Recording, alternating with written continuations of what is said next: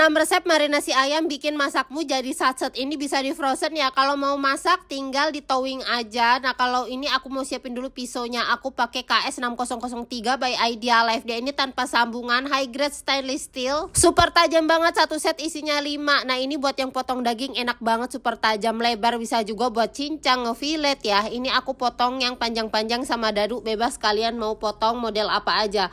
Lanjut, kalau udah aku masukkan ke dalam tin wall. Ini per 150 gram masing-masing. Yang kedua, aku mau pakai Santoku knife-nya. Ini tuh tipis ya, jadi dia bisa buat nge-slice yang tipis-tipis. Kalau yang ini chef knife, dia itu agak melengkung, jadi cocok kalau mau cincang-cincang ya. Ini aku cincang cabai, bawang putih, pokoknya dia langsung satset banget. Kalian bisa dapatkan satu set pisaunya di Shopee-nya Idealife. Kalau udah kita bumbuin yang masing-masing ya. Takarannya ada di kolom caption. Ini yang pertama bumbu taichan, yang kedua aku mau kasih ini bumbunya yang lada hitam, yang ketiga ini bumbunya teriyaki ya, tambahin cabai biar makin enak, biar makin pedas. Yang ketiga ini cuman oseng aja, oseng ayam gurih. Terus yang keempat ini adalah ayam daun jeruk ya bun, takarannya di caption. Yang kelima ini ayam mayonnaise, kalian bisa banget ditambahin saus lagi kalau suka pedas.